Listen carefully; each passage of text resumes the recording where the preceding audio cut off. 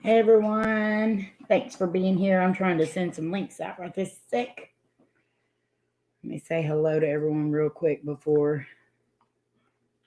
I go send more out. Hey Hawk and Brenda, hi Eli, hi the Rob TV, hey Mads, hi Bob, Rob, how are you? Hi Liam, hi Patty, hi Jared, hi Twinkie. I sent you a link, Twinkie. Nebsy. Oh, I enjoyed your premiere, Nubsy. That place was creepy. And you giving all them shout outs like that was awesome during your video. Hi, Mariah. I'm in love with the intro. Thank you, Patty.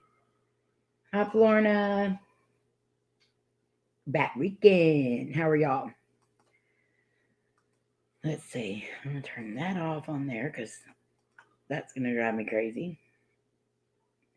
Watching from work. Brenda, I feel so bad for you because you're always having to watch from work.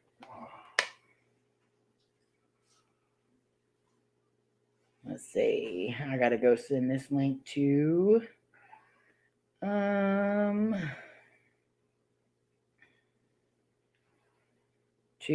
Tex. Hi, Reb. How are you? Oh, I understand that completely, Nubsy. I do that all the time. Well, let me get over here first so I can get the link.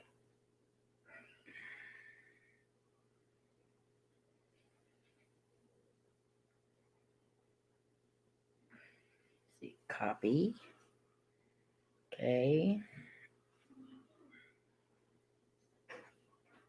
All right. So I got that sent to Tex. Hopefully he'll be up here in a few. How are you doing, Jared and Laura? We're in the process of eating as well, so the food got done right in time for us to go live. I'll be in here in a minute.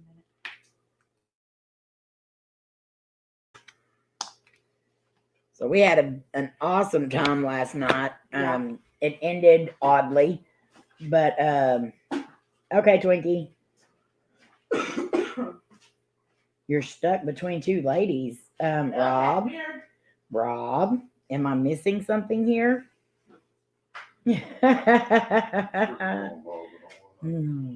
Cody said if there's a stripper pole involved, he does not want to know. Being stuck between two ladies could sometimes be a good thing, but could also sometimes be a bad thing. Hi, Marie. How are you? Doris. How are you doing, Miss Doris? So when Tex comes up, I'm going to kind of let him, because he was the one that actually got to talk to the, as you can see in the thumbnail, the police officers and the tribal police. But, and the way he tells it is so much funnier than I ever could. My wife and granddaughter, if you see the video, Amy. I have not seen the video yet, Rob. And your granddaughter's got you wrapped around her little fingers, so.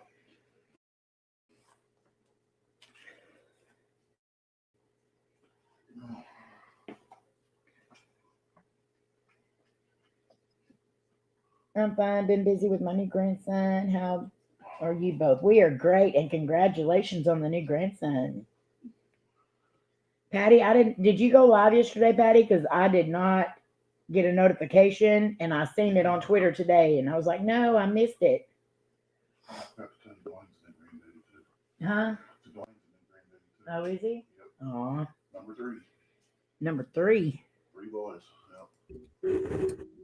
Jason. Hello. How are you? So far, so good. And there is Tex. Howdy. Howdy. Yeah, I just realized y'all left without me getting y'all a book. Oh, no. Oh, yeah, we did forget to. Yeah, we got distracted because of the noise. Yeah. Hi, Teresa, to get the book from Jason. Oh, Hi, Lynn and handsome Seth. So, did y'all get any rest? Yeah, I woke up from a little bit of a nap. Was you napping just now? Yeah. Yeah. he's napping Well, I right mean, now. Can't you tell? Can He naps on our show too. Don't feel bad. you hear it now? I'll be right back. Okay. Okay.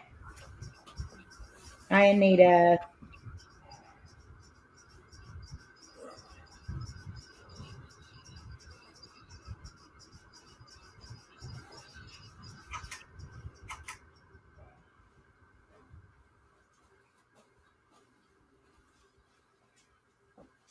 Hi, William. I had to turn that wind tunnel of the fan down.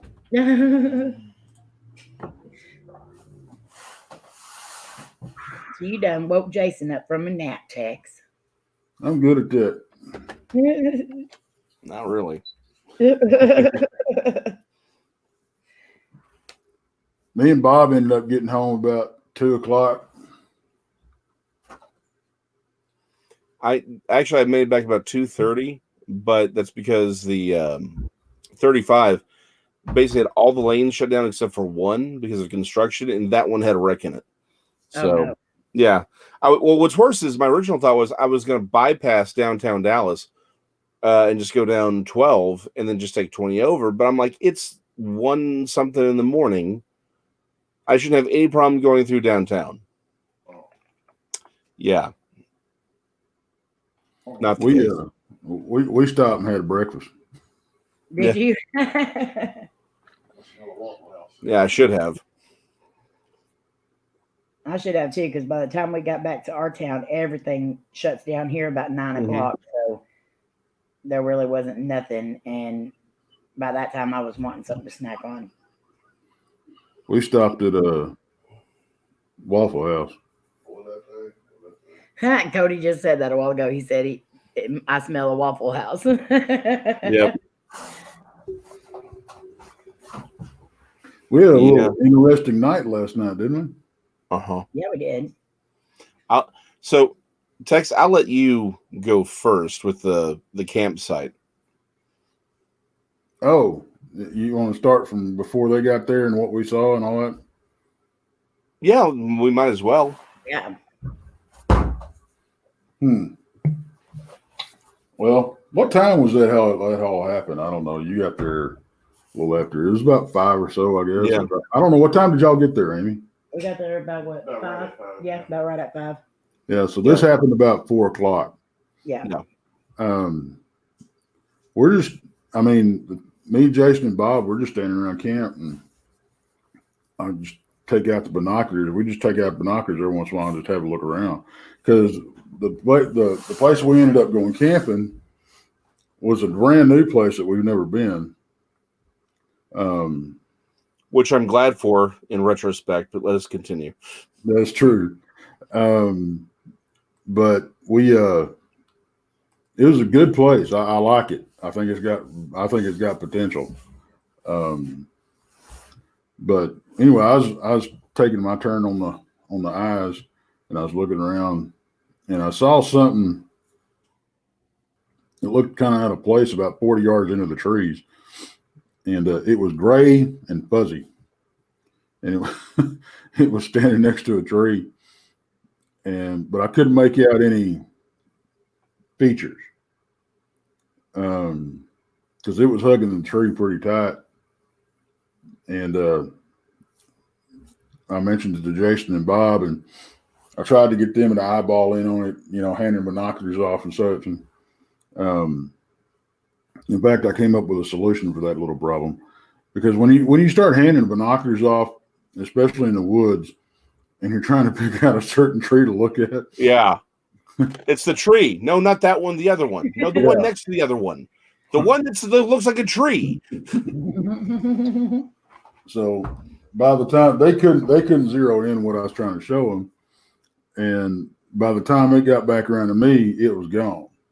And I knew that things had changed, because where I was seeing gray beside this tree, this gray fuzzy outline, I could now see brown leaves in its place. So something was there. Well, Jason can't take my word for things. So he takes off. It's called being scientific, Tex. He takes off into the trees, and he's going to go. I don't know what he was doing. I think he was going to go try to chase this critter down, or I don't know what he's going to do. But anyway, chase it down, beat it into submission, bring it back. Call it, call it George. So anyway, he goes off in the trees, and he never heard anything walk away from him or anything. And then we got to talking, and I'm like, just because you didn't hear it walk away doesn't mean it wasn't there.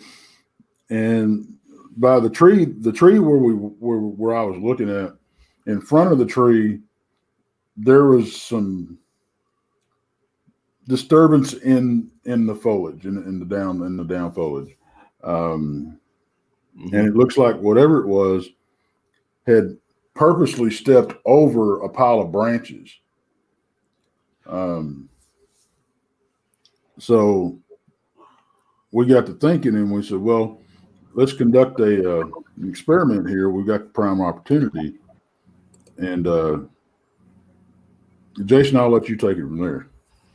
So what we did basically was we had, I made it back to the camp, and we ran a series of texts basically trying to not be quiet, and then texts trying to be quiet approaching the camp to see at what point we could actually hear him. We did where we were actually listening for it, right? And he got and being quiet. If we're absolutely listening, we're staying quiet at the camp. He got to within about 40, really about 40 feet of the camp of the tree line. That's when we could start hearing him reliably. But then we're like, okay, well, let's try it again. Let's try being loud, but we're going to have a conversation. Well, he got up to about almost 25 feet of that tree line before we were like, hold up, now I can hear him. And then it became quiet. It's like he needs to come up quietly. And again, text quietly. It does sound like a bit of a conflict of ideas there, but anyway, so we're having a conversation. He got within about 15 feet of that tree line before he was loud enough that if we were just sitting there having a conversation, doing normal camping things, that you'd actually hear him from the trees. The long story short here is that the trees, the foliage, the dirt, all of it is so sound absorbing. It's far more sound absorbing than I think most people assume that it is. Because my assumption is you got a creature that's maybe 400 or 500 pounds, 600 pounds, running through all this dead leaves. I'd hear it from a mile off, right? That's your assumption. But when you have all these dense, thick trees and the grass, and you have all, this is all absorbing that sound. Now, when you get into clearings, that sound travels further. But in the actual green space, that sound is absorbed real quick. So if it's trying to be quiet, it doesn't hit any major, sticks or branches. These things can come within 15 feet of your camp. You wouldn't know, particularly if you're not listening for them. If you're just doing normal things, you're having conversations, you're making dinner, these things can get incredibly close to you. Yeah, and what we have to remember here is this is me. I'm good, decent at moving through trying to be quiet. Of course, not near as what I used to be, but your life doesn't depend on it, right? These things are miles better than I ever hoped to be. Not to mention I'm walking around in basically combat boots, and these things are walking barefooted. And if you don't think there's a difference, when you're barefooted, that's why I was telling Jason, that's why I used to hunt in moccasins, because you can feel what's under your foot before you put any pressure on it. And it allows you to move a lot quieter. These things are barefoot. They've been doing this all their lives. This is what they do. They could get a lot closer than I could.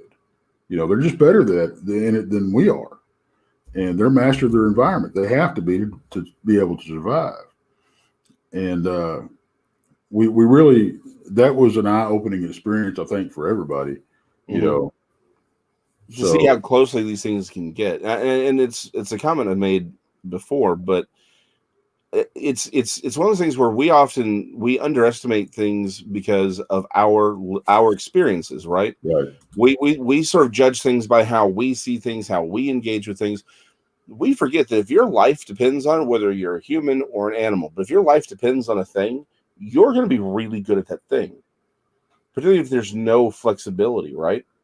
If there's no leeway for failure, you're going to be exceptionally good at that. And you see it around the world. There are people who are doing things you're like, that almost looks superhuman. Why? Because their lives kind of depend on that. In the same way, these creatures are survived by avoiding us, knowing where we are, and being really quiet about it. So it looks like, I mean, you kind of have to assume they'd be really, really good at it. So if he can get within 15 feet of our camp, then we have, without us knowing about it, these things could. And here's the thing: he was wearing a bright green, sort of neon green T-shirt. There were times we lost him in the foliage, and again, the trees are mostly dead right now. Right. Like he stood out, and yet he would still disappear from time to time. That was the other thing that surprised me. And I wasn't even trying to do that. Yeah, but once you get back behind, all that, if you step behind a thick tree with grapevine in it and low brush in it and everything, it will break your image up so much that you just can't see them. And like Jason said, it's and I was wearing unnatural colors for that period of time. So you got something that is naturally camouflaged, and this is in the winter. Again, the book, which I forgot to give you because of all the things that went on later, I can talk about, and I have a large section of the book dedicated to what I call the green wall, which is something that we often forget. We just sort of assume that you can look out and see these things, particularly in Texas, right? But it's like this in many other places as well, but particularly North Texas. We, with roads and highways, what do? We mow the grass up to a certain point. We clear it up to a point. And we have our roads, and so all the water is drained off into it. So what you end up having is wherever that tree line starts is a bunch of tall shrubs and brush and tall grass that you can't see through. Once you get on the other side of that, it clears out a lot, and you have the green space that's open. But the problem is we've got these walls up there as well, and I would imagine that would even do more towards destroying the sound or dampening that sound that's coming this way. So if you could be inside of a city and you have all that ambient noise going on anyway, then you have, these creatures could be going through this green space. Not only the trees and things inside the green space are dampening it, you have that green wall that's going to be dampening that sound as well. I never even considered the sound effect of it. Mostly I was always, my point in the book is about the visual aspect of that you can't see into these things. You can't see more than 2 or 3 feet into any one green space from the highway or from a road or from a main thoroughfare in North Texas. But now I've got to consider that sound aspect. So yeah, that was very, very telling. Now we had, after that, between, of course, we all had a good time sitting around the fire and chewing the fat, and we took a little stroll, conducted some experiments, which we really didn't. Actually, the experiments actually gives us more question than we do answers. Yeah. But we thought we saw something sitting off in the trees, but by the time we turned around and came back to the camp, it was dark, so we didn't get to check it. I don't think it was anything. I think it was probably just a stump, but you never know. It looked like from a distance a big old gorilla sitting there is what it looked like, but who knows. But then later that night, we decided, well, let's go up to the cemetery. And we left poor Jason alone to tend the fire. Well, hold on. There's something that happened before that. In fact, perhaps Amy would like to tell that part of the story since she was there for that. Well, for one, and the noises that were in the woods, the constant walking and pacing and all that was crazy. Like it sounded like something was so close to us. And even so, Layne wanted to trade me seats because it sounded like it was right there.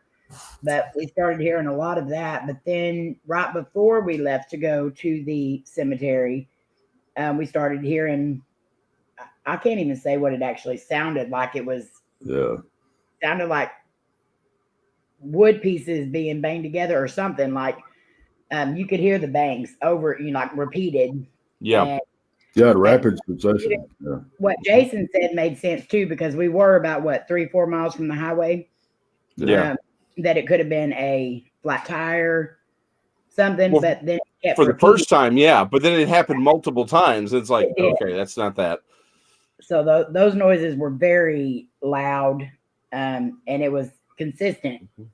And then, of course, we're in the area where those sounds were coming from. Then we hear another big type, and it could have been a small animal, but that small animal was making some loud noises. They do. And it definitely sounded like walking. So that kind of got us all stirred up for a little bit before we even went to go to the cemetery. Now, Tex, the earlier part she's talking about those first set of noises that were Layne and then Shane seats. Would you say that sounded more bipedal than it did, like, say, a raccoon or whatever milling through the brush? Because it was loud. Like, it was really loud. Yeah. Well, at first it did. And then when I went over there and took a better listen to it, you could hear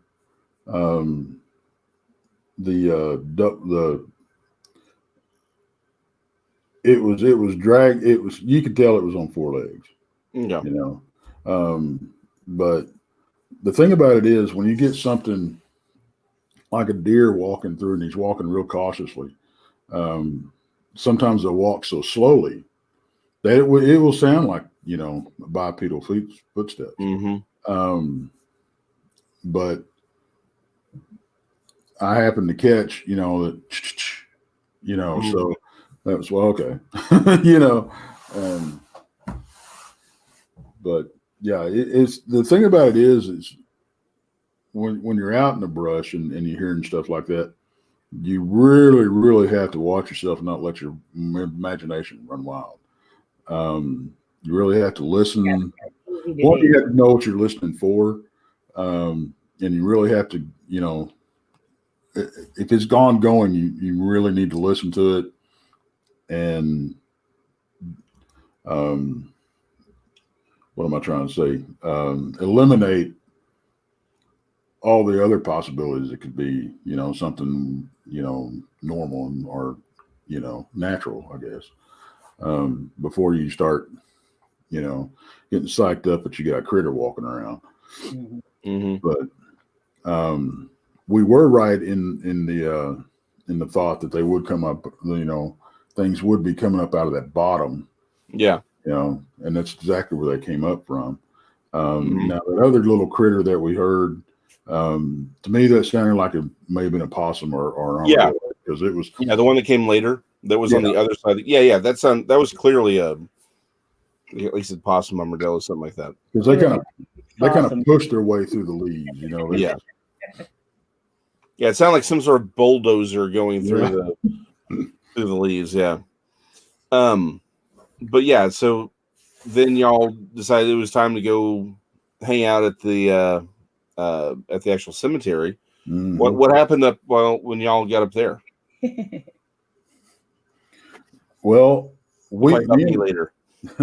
me and Bob pulled in, and Amy and Layne and Coty, they all pulled in pretty much right behind us, didn't you, Amy? Yes. And next thing I know, there's a car pulling up on our left side, and it's a cop. And so we get out, me and Bob got out, and, they're telling us, hey, do you have any weapons or whatever? We just want to talk to you, blah, blah, blah. We're from, the tribal police, and we've gotten some reports over here of suspicious behavior is what they told us the first time, or at that point. And, his partner showed up, and they still had us on the spotlight, and, we're just keeping our hands up and in sight. And we got to talking, and the report that they had gotten was there's a black SUV, which Jason saw earlier in the evening. Yep. That had a group of women in it, all dressed in all black, and they were sacrificing chickens and doing some kind of ritualistic stuff. To me, it's just a group of, I don't know. To me, it just screamed coven. Mm-hmm. To me. Or Mary Kay gone wrong. Mm-hmm, mm-hmm. Yeah, not a Tupperware party I'd want to go to. So then we got, like I said, him and his partner showed up in two separate vehicles. Then we had a sheriff's deputy roll up, and then we had another sheriff's deputy roll up. Mm-hmm. And I think it was 3 sheriff's deputies and 2 tribal police, if I'm not mistaken, or vice versa. But we sat out there and talked to them for 15, 20 minutes. They had a lot of stuff to share, and I really want to give a shout out to those boys because they were awesome. They were as polite and, I mean, just nice and cool as they could be. Before it was all over with, I gave them all business cards. They were fans of what we were doing. When they were joking, when the old boy first showed up, and he goes, "What are y'all doing out here, Bigfoot hunting?" And I kind of laughed. I said, "Well," he goes, "No way." I said, "Yeah." I said, we're pretty much the Bigfoot fellas," and I pointed over to the truck when Amy and them were in there, and I said, "That's your ghost hunters over there." And he said, "Man, I was joking. I didn't think y'all was really out here hunting Bigfoot." I said, "Yeah." I said, we've already had something happen, and I told him I'd been coming out there for about 3-4 years now. I guess about 3 years, yeah. But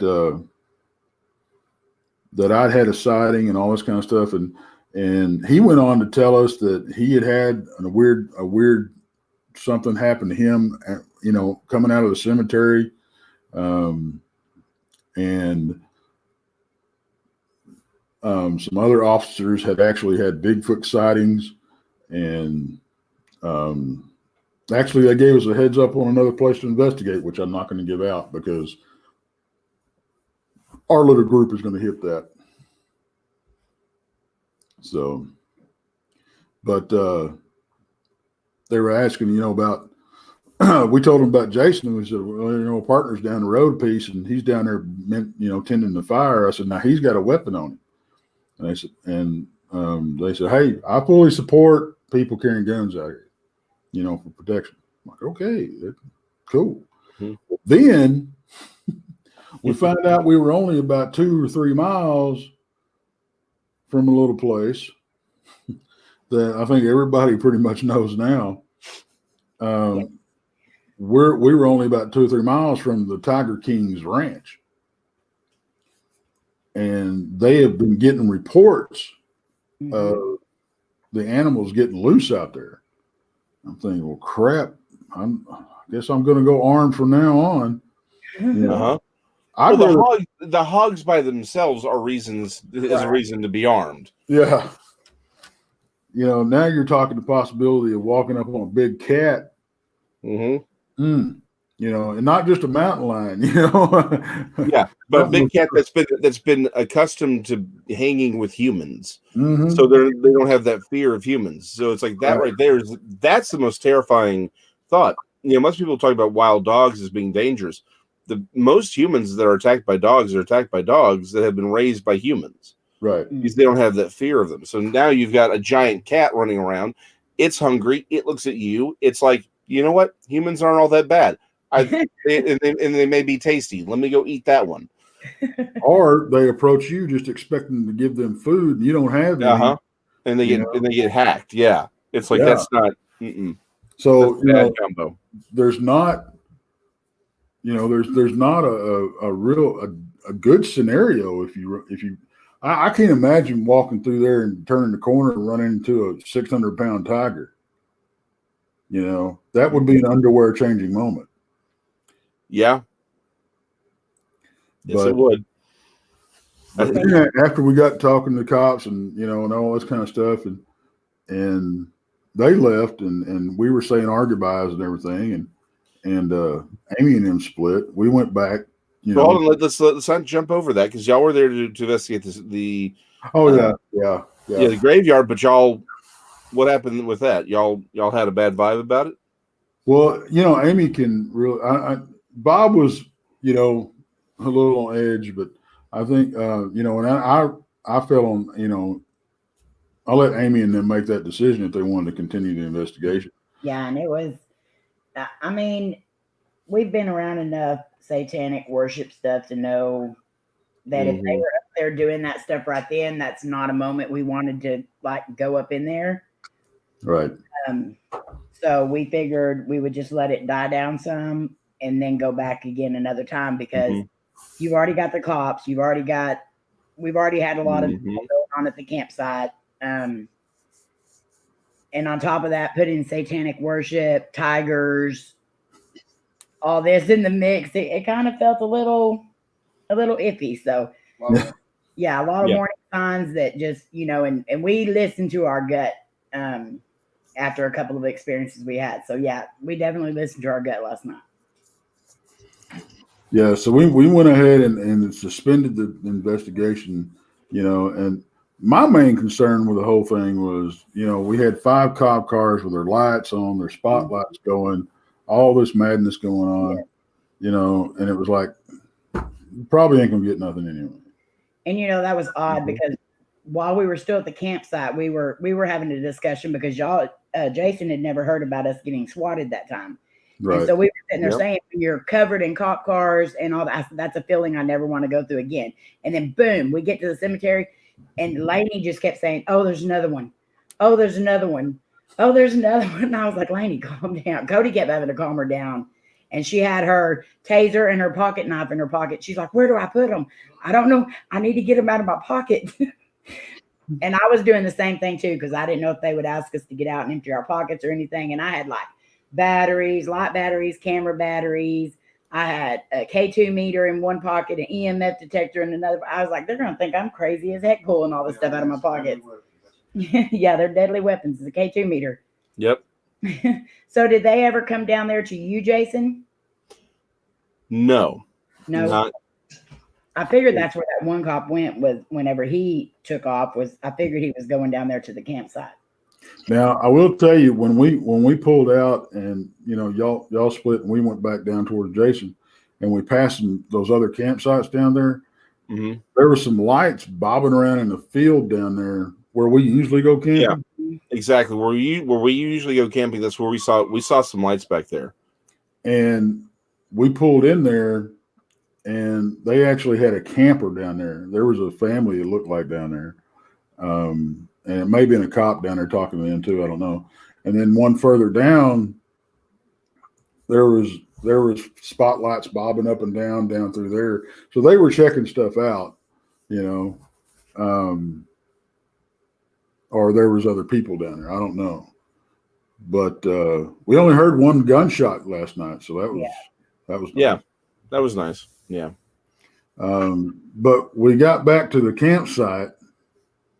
And I'll tell you what we saw. We pulled in and we saw Jason's. I thought there was a cop down there with Jason because I saw multiple lights. And turns out it was just Jason at that same time going to get the gun out of the car. And Jason, I'll let you take it from there. So here's the thing. They left. And I am really enjoying. And so I had already set up. We did a little camera, sort of we tried something with a new camera, just trying to see if we could get anything. It didn't work out quite the way I wanted, but it was interesting. Anyway, but so I'm sitting there. I'm tending the fire. I want to keep it going, and I'm just enjoying it, right? And then after about 10 or 15 minutes or so, I have this feeling like it's like for like a split second. I don't want to say that my stomach like I felt sick to my stomach per se, or lightheaded per se, but it was like everything went sort of sideways for a split second, and then went back, and I just didn't feel safe anymore. And the thing is, my gun was in the car. I put my gun back in the car. I'm not doing that again. So I get up, I go to get into the car to grab the gun. While I'm doing that, I see headlights coming down the road. I'm like, okay. So now I'm getting suspect because I thought they had just left 10 or 15 minutes ago. So I'm not expecting them back for at least another hour, if not longer. And earlier in the day when we were doing the campsite, we had found, forget the innumerable beer bottles and beer cans that we found strewn out. We found a bed. We found cut off jeans. We found panties. We found socks. We found a nightgown just hanging in a tree, like actually on a thing, like weird stuff. So I'm like, okay, this is probably just a bunch of kids coming down here to cause trouble, but you never know what kind of trouble people are going to cause. So I'm glad I got the gun on me now. Then it kind of does the thing, starts pulling up. I'm like, oh, it's text. I wonder what they're doing back. And so we're talking. That's when they tell us about the cops. That's when they tell me about these occultists. And I'm like, yeah, probably time to get out of here. And while we're talking, though, I think he notices I start looking back over at the fire. And they kept talking, and Tex kept talking about how they had this long conversation with the guy. And while he was still talking, I just stopped looking. I'm like, Tex, how long have y'all been gone? He said, oh, maybe 45 minutes or so. And we double checked because y'all left at about 10 something, and they're back at like 11:30. So it's like y'all been gone for at least 45 minutes. And that's when I realized I just kind of stopped, and I realized the fire was way lower than it was. And like I said, it only felt like 10 or 15 minutes that y'all have been gone. So I'm like, no, y'all been gone 10 or 15 minutes. And like I said, I don't know what happened. I've gone back, I've checked the video. Like I said, there's nothing on video at all. And I checked the sounds. If I had fallen asleep, you'd have heard it. Because we heard, like when I went back and checked, just to make certain we could hear us. Like I could hear all of our conversations from earlier in the night perfectly clear. So if I had fallen asleep, I'd have known. It would have been on the audio. Like there's just no sound at all while y'all are gone. Like I said, I don't know what happened. Maybe I dozed off and didn't manage to snore at all.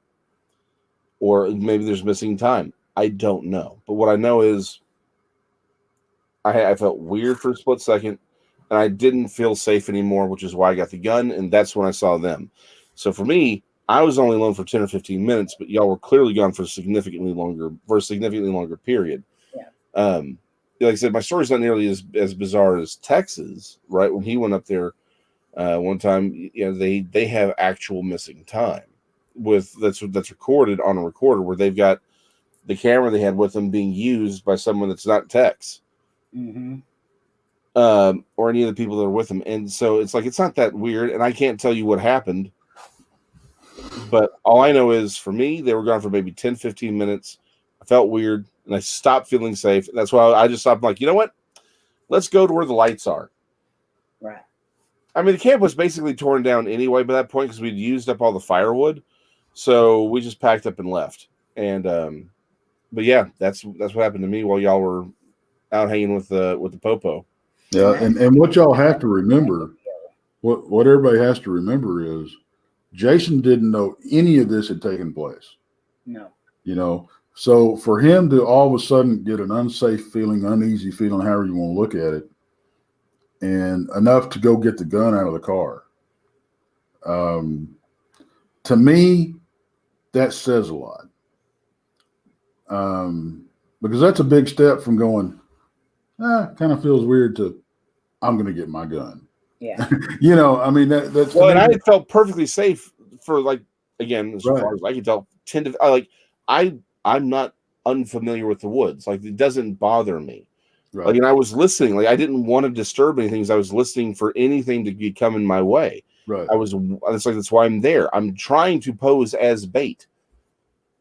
So it's one of those things where it was a very sudden onset feeling of, it wasn't just, man, maybe I should have that gun with me. It was, I'm not safe.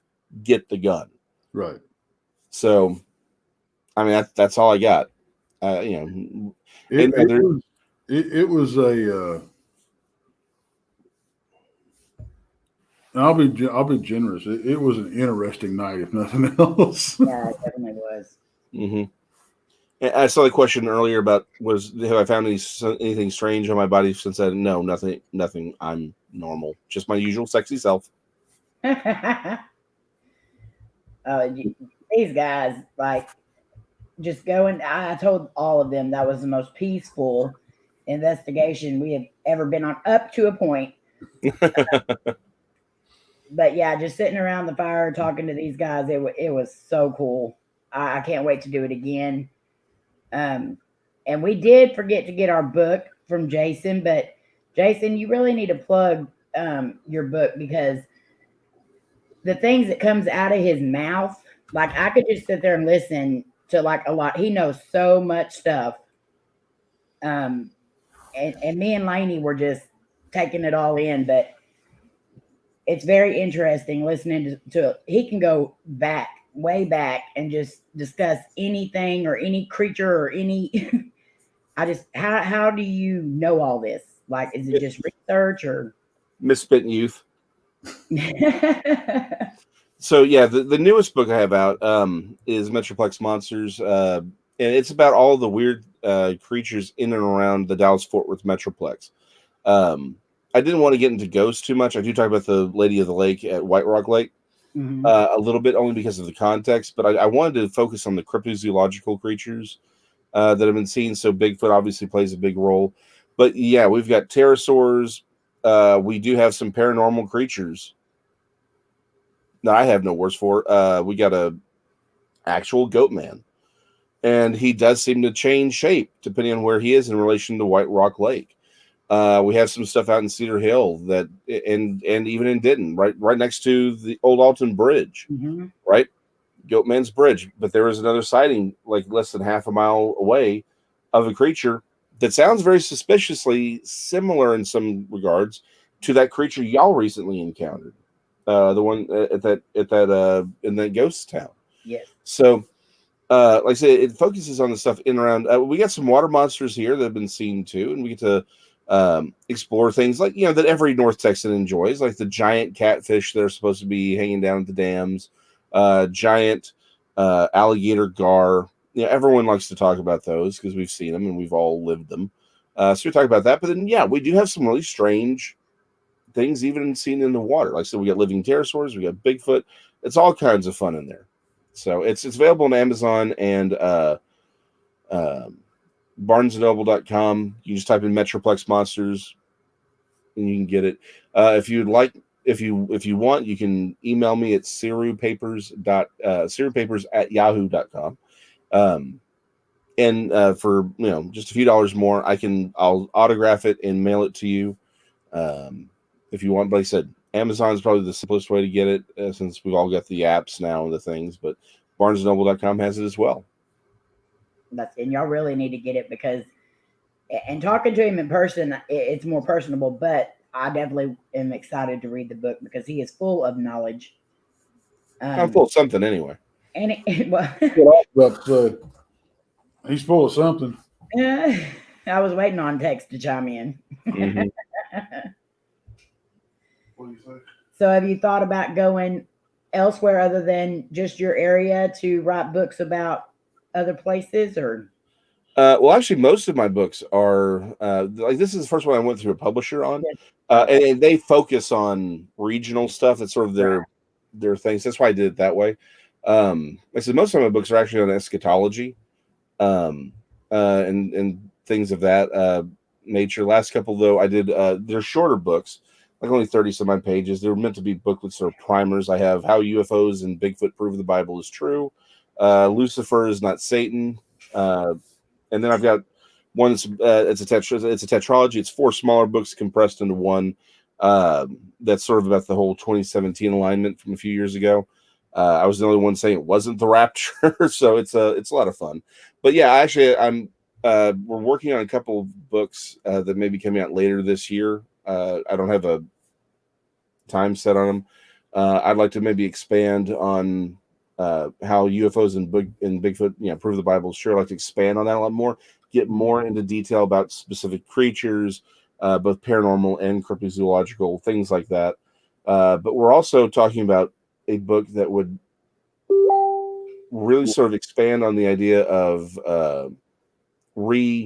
creating new categories for cryptids and paranormal creatures.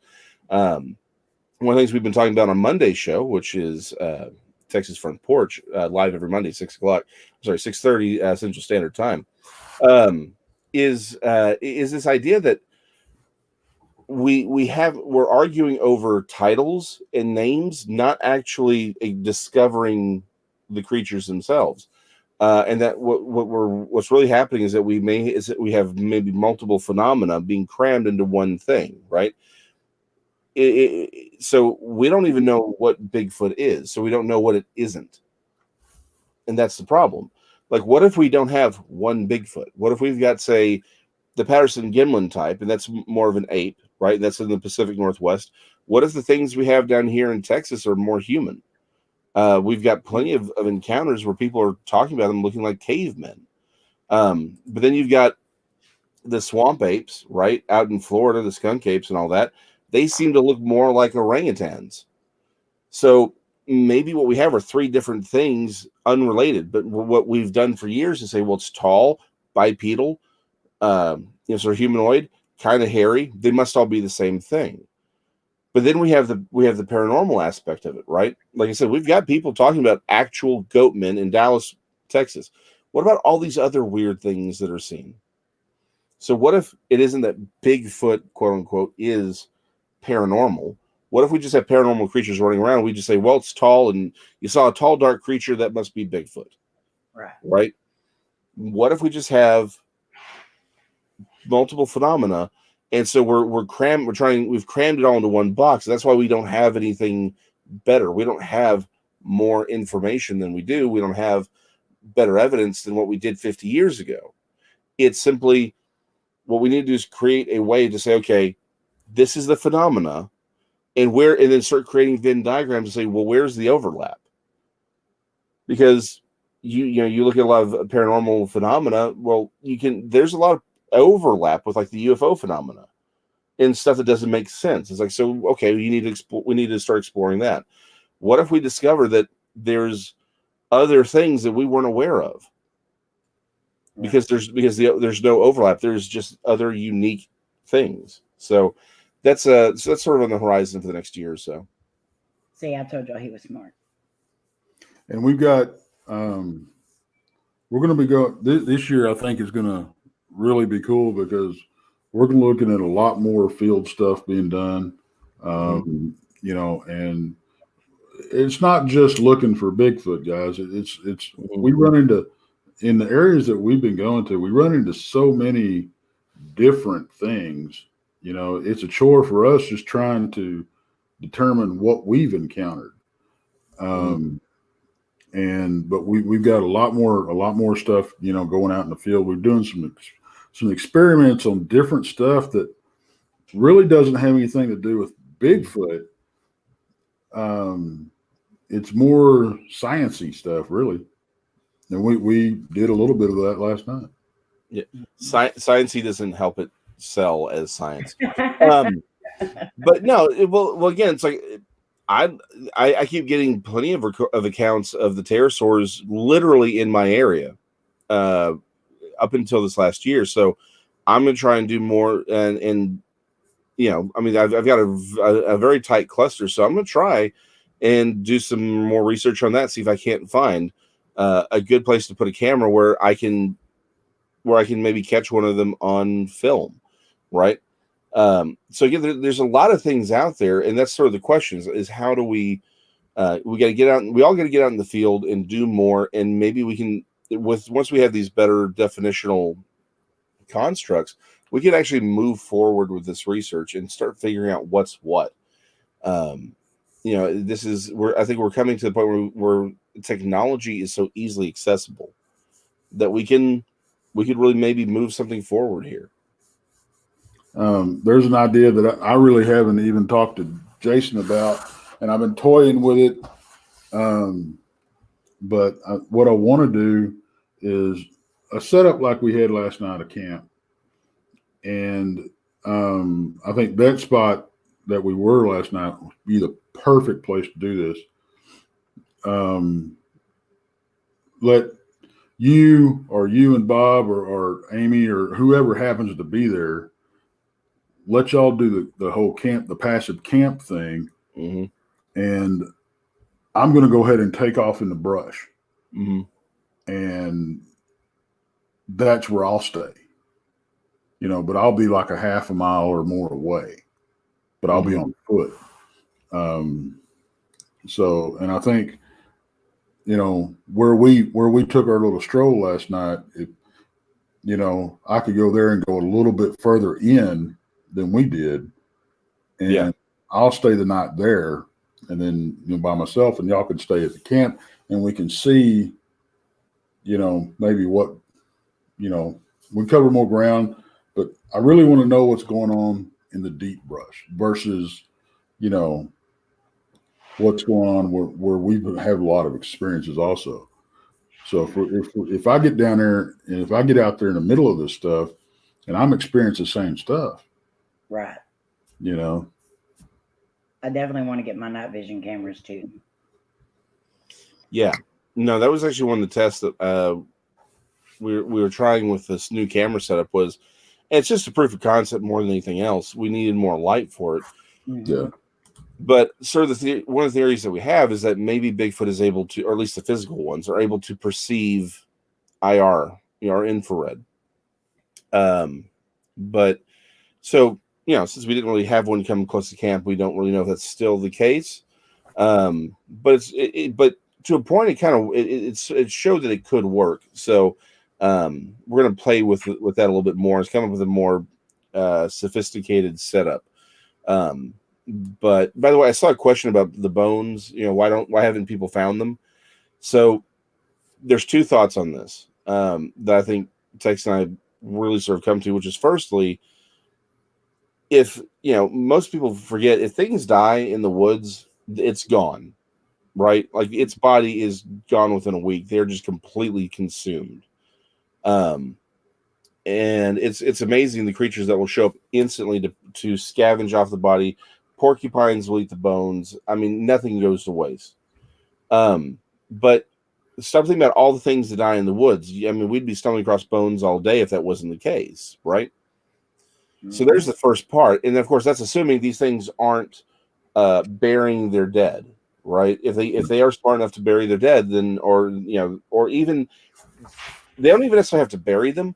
They could just take them. They just have to care about the bodies enough to take them off of a main drag and bring them closer to wherever they live. That's all they would have to do. Yeah, I mean, elephants do it. Why wouldn't these creatures? Right. I mean, yeah. But here's the other thing. What if we have found them? By all accounts, these creatures are not significantly different from us. Now, if you got the head, if you maybe got a pelvis, if you got a more complete skeleton, then maybe they'd stand out. But if you just had a femur or some ribs, they may not necessarily stand out. In fact, someone we've had on our show has speculated there may be something boxed at some sheriff's office in the middle of nowhere that's labeled as unknown human remains that they just don't know what it is because it's just there. It looks human. There's no reason to assume it wouldn't be human. I personally know of an account where someone had dug up bones. They thought they were human. They sent them to a medical examiner. Medical examiner declared them human. Went to the archaeologist I was training under, and he's like, nope, this is goat. And he was able to show him why it was a goat bone. So it's one of those things where we think, wouldn't they stand out as non-human? Not necessarily. Exactly. A lot of these things you have to be able to judge against something else, right? So there may be these remains just sitting there, and because it isn't something as definitive as a skull, right? They may just be marked as unknown human remains.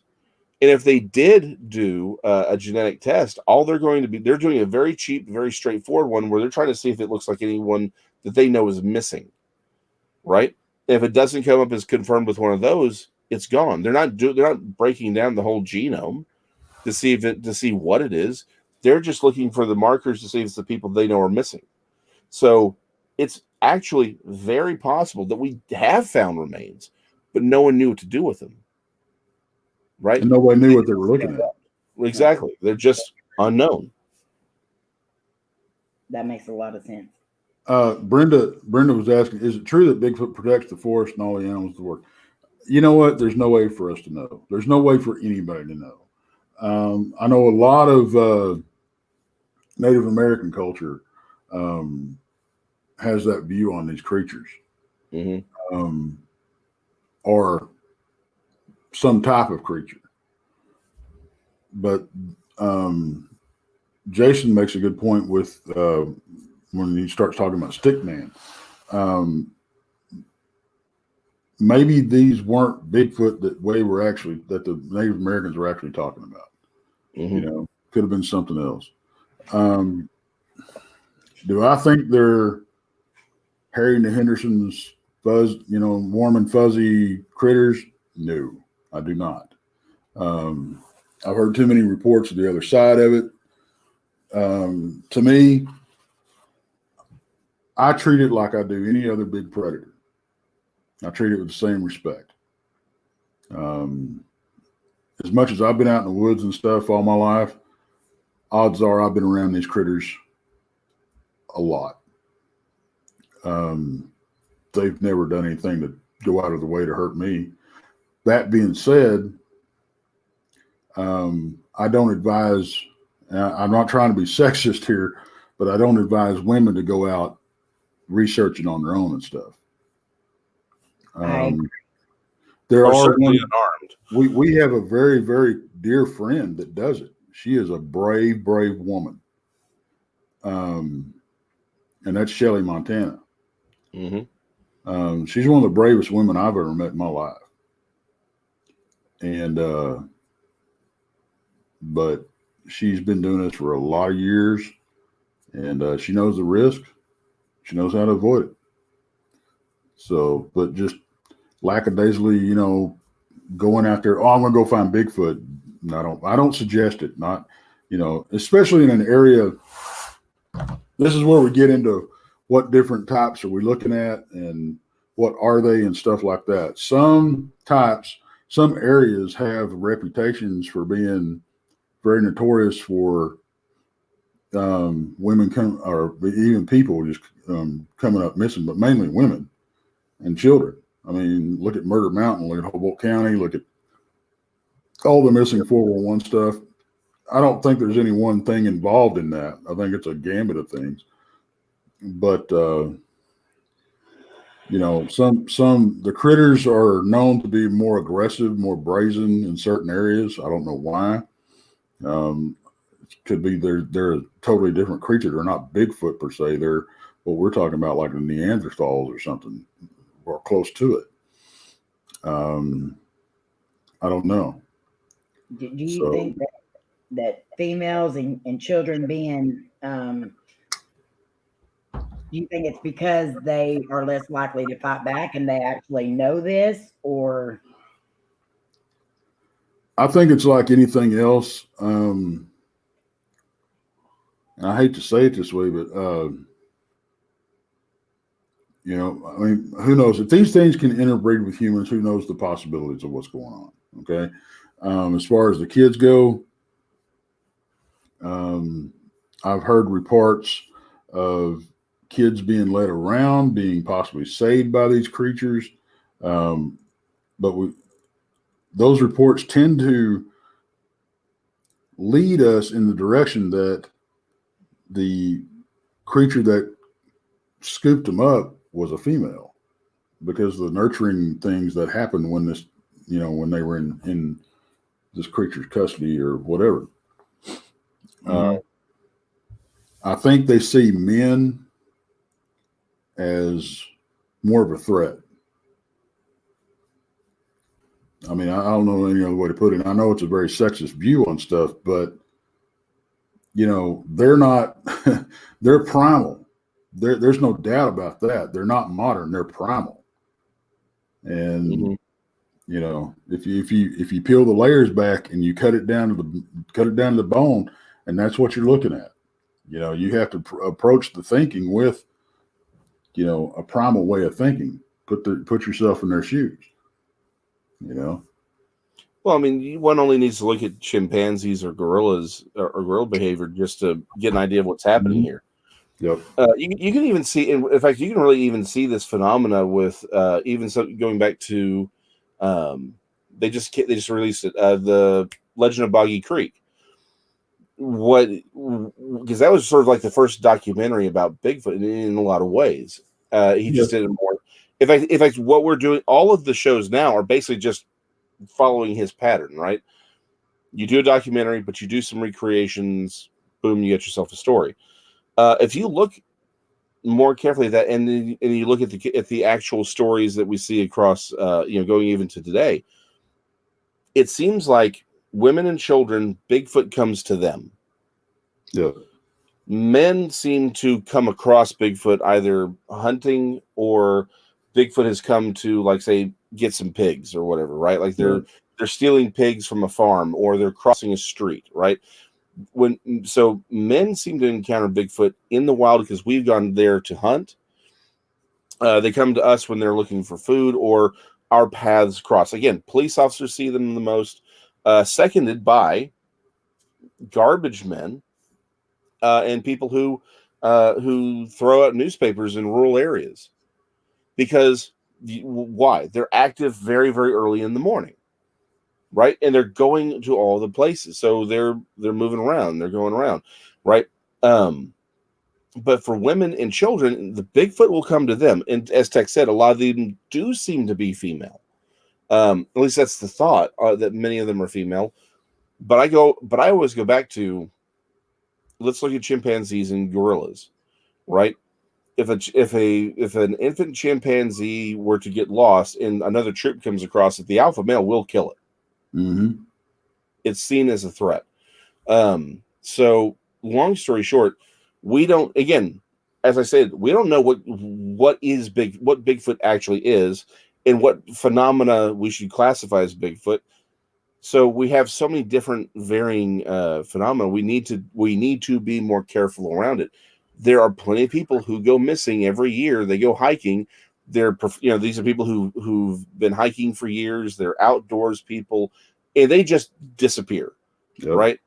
I mean, not even the weird David Pallades 411 stuff. Like, that's the really bizarre stuff. I mean, just every year, people go missing all the time. For me, that's not a coincidence. I don't think that we can just say everyone has just gotten lost and just didn't find their way back, right? We have to understand there's going to be predators out there, and Bigfoot absolutely falls into that category. Yep. It's, and the thing about it is, and we had this discussion last night about the experts out there. We're not experts. We'll never claim to be. Anybody that claims to be, I'm sorry. You can't witness behavior of one individual and then throw a blanket on the rest of them. You just can't. For 30 seconds. Like some of these encounters are 30 seconds. Maybe they're a few minutes long. And you can't judge that's a long encounter. That's a long encounter. You seeing something for a fleeting few seconds and trying to determine the behavior of a whole species. Come on. You can't do that. You know, we've never been able to actually study these things in a controlled environment. That just not, or even in the wild. We just can't. You know, so we're learning, and we're definitely on a curve. That's for sure. Someone had asked a question about hairs. Like, if they found hair, wouldn't that tell us something? Here's the problem: there has been genuinely anomalous hairs found, but without the follicle at the end to do a DNA test, all you have is a weird hair, and unfortunately, that's not sufficient for science to recognize it. What we have to have is something that you can say, hey, this hair matches, the morphology of the hair matches this known creature that we found, right? That's a key thing here. So there have been some legitimately anomalous hairs with some legitimately anomalous features to them, but that's insufficient. Moreover, a lot of times the hairs that are found are marked as human or bear.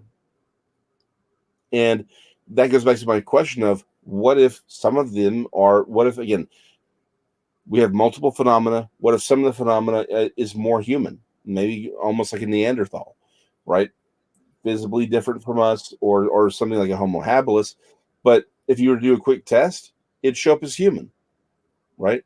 That's why I said the hair root that's follicle. You don't have DNA. The problem is a lot of them don't have that. But again, we don't know what his genetics are. We don't know what some of these things are. So what if they are so close to human that even the hairs that are found, they come back as human, are still Bigfoot hair, because Bigfoot is so closely related to humans that it doesn't show up as different.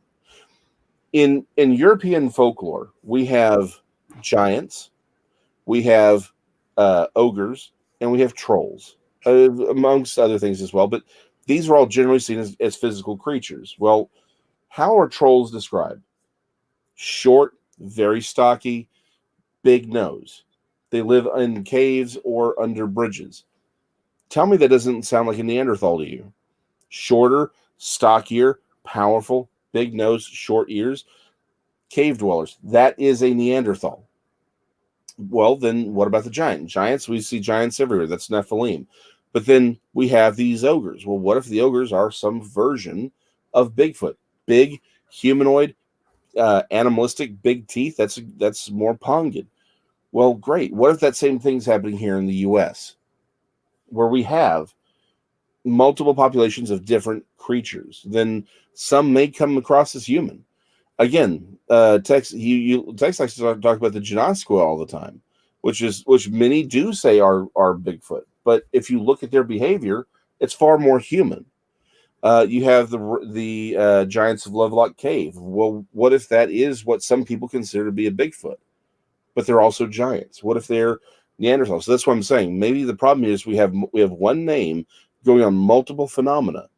And some of this phenomena may be more ape-like, some may be more human-like, some may be entirely paranormal.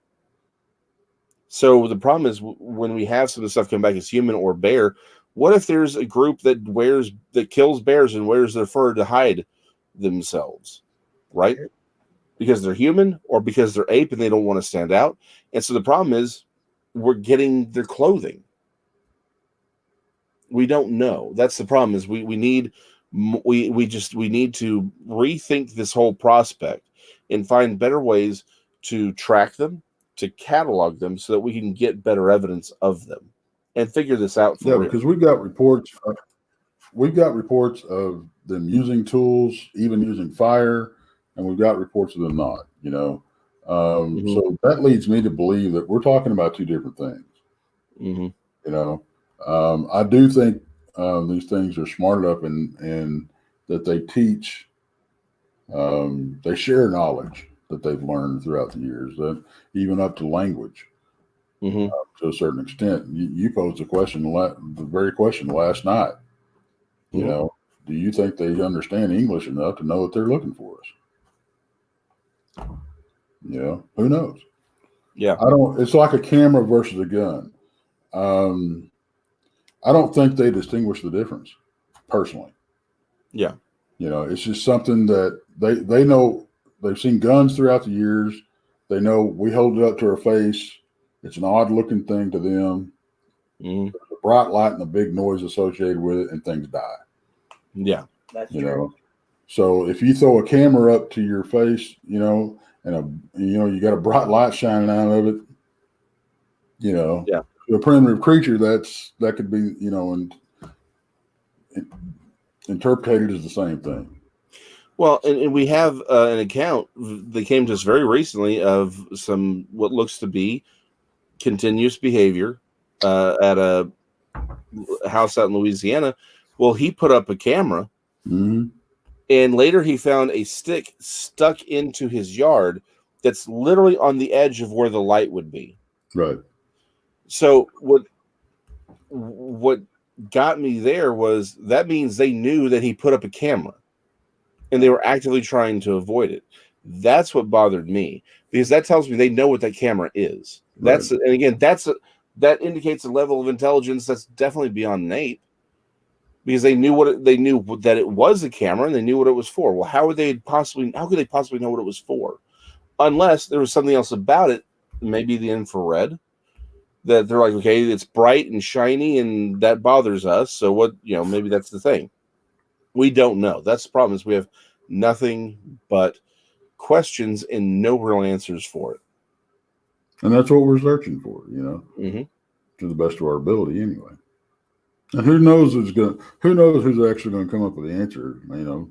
I mean, odds are it's going to be some Joe Blow that hits one on the middle of the highway, and there's so many witnesses they can't deny it anymore, you know. Yeah. And to a point, it's kind of why I'm really sort of looking forward to doing my research more into the pterosaurs of North Texas, because they're just flying reptiles. You know, there's nothing really. I don't think we have to worry about anything too bizarre with them. So, but who knows? Maybe they spit fire too. I don't know. like that would be my luck. I actually catch one and it melts my face. So, who knows? But I got to tell you, Amy, it was really great finally be getting to meet y'all face to face and spend some time with y'all, and I really appreciate y'all, you know, because I know you don't feel good, and I I really hated to see you come on out, but you know I'm glad you did. I had an amazing time. I had a hoot, you know, and we will definitely be doing it again soon. Yes. We get you back to 100%. We definitely gonna be going out. So yeah, I definitely want to go to the cemetery, but I really did. Me, Layne, and Coty even enjoyed himself too, because it was so quiet, peaceful. But I really enjoyed just us sitting around talking and everything. That was it was so much fun. It was definitely needed, because our lives are chaotic and rushing, and we're always doing something. So that was definitely needed. So I appreciate it very much. Well, that's one thing we'll never get accused of on our outings, is getting in a hurry to do anything. That's true. But it was definitely a lot of fun. And we definitely got to sit down and talk about going to that other spot we were turned on to last night. Yeah, definitely. Yes. Hopefully we'll have some different cameras for next time, though. Yes. I know I definitely will. I really wish I would have had my night vision last night, because I would have loved to have seen them 500-pound possums that were walking through them woods. Yeah. Yeah, we've been doing a lot of research on different types of cameras, and we have found some interesting facts. Yeah. So you know, we'll share that with y'all. Y'all may see some benefit out of this research too. So it's really neat, and I don't want to put it all out there right now, because I want to prove it as much as I can before we go, hey, do this, you know. So that's true. So again, Amy, thank you for coming out, and appreciate being on your show. It was a lot of fun. yeah, Thank you for coming. Sorry you got woke up. Hopefully you can rest up some more today.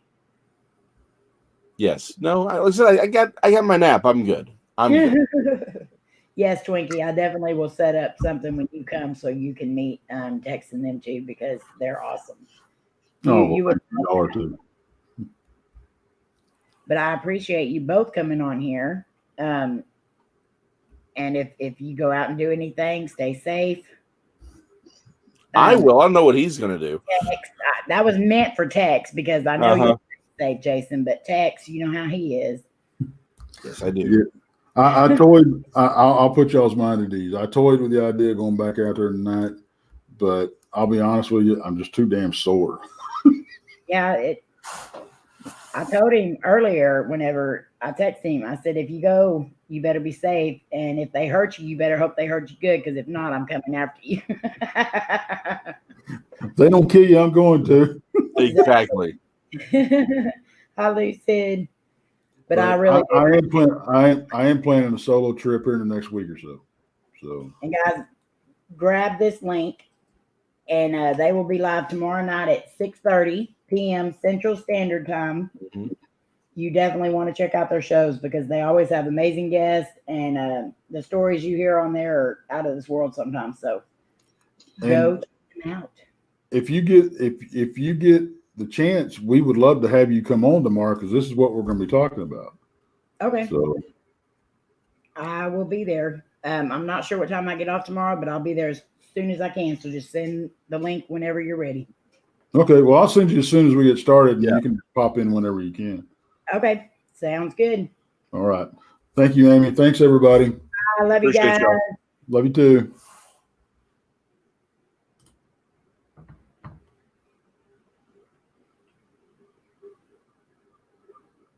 Hi, Lucid. How are you doing? And my button isn't working. Hold on. All right. So goodbye one more time. All right. Goodbye again. So definitely get that link, guys. You won't regret it. Their channel is amazing. They are all very smart, and they know a lot about what they do. And it's very interesting to hear other people's accounts. And they bring a lot of people onto their show. So go back and watch some of them older videos as well. And tomorrow night, we will be on their show. So 6:30 p.m. Central Standard Time. We are doing good, Lucid. Bye, Troy and Marnie. I'll see you tonight on your live stream. Reb, here is their link one more time.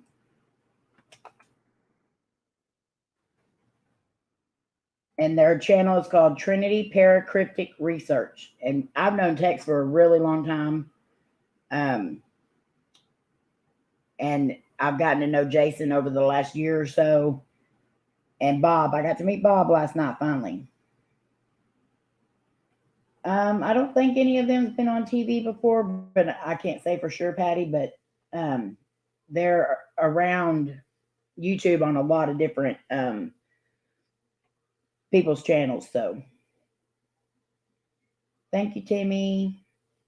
But we just wanted to come on. I'm going to have a video from there. It's going to be mostly an afternoon. Right after we got there, we sat for a while and talked, and then we went on a hike through the woods there for a little bit.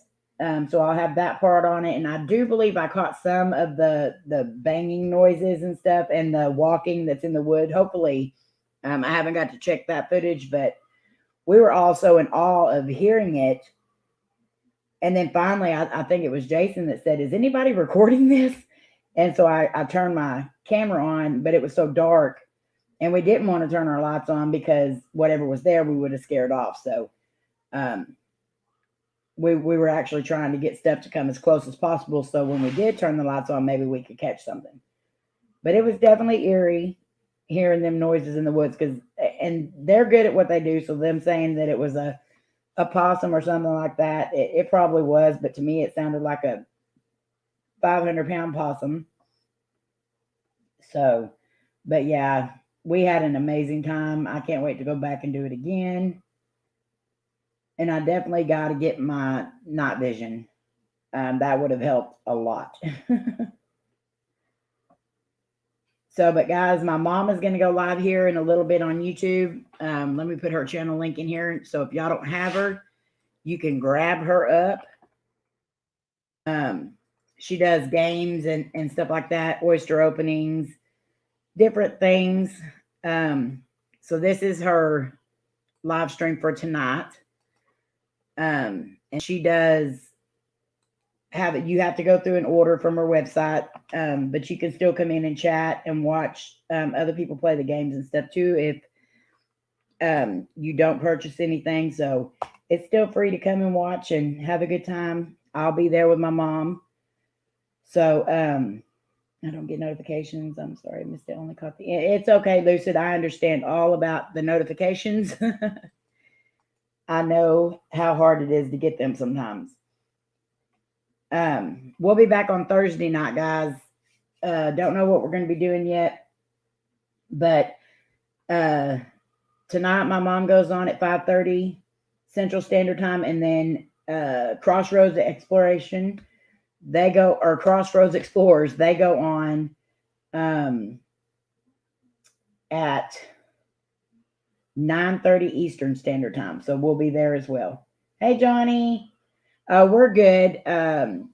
We just had some cops come up on us last night at an investigation thinking that they were actually looking for a group of women who were all dressed in black, and they were killing chickens and doing satanic stuff around the area that we were at. So they came up on us to make sure that we weren't them. But we ended up not getting in trouble. The cops were really cool.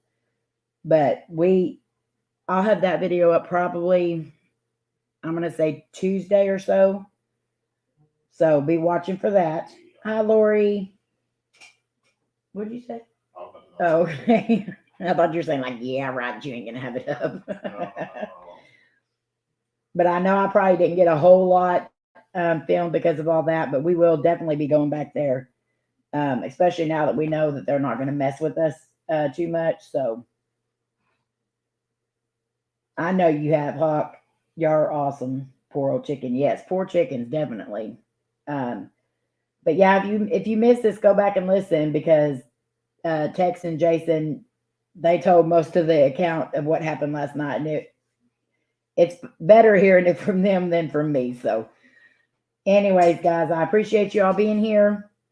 Thank you so much, Hobby, for your donation. I appreciate it so much. And be watching for our video. Be watching for our live streams. And check out everybody that's on this chat right now, because we have a lot of amazing channels. Through the Veil is so close to her 1,000. We've got to get her there. Y'all have no idea how bad we want them to get to 1,000.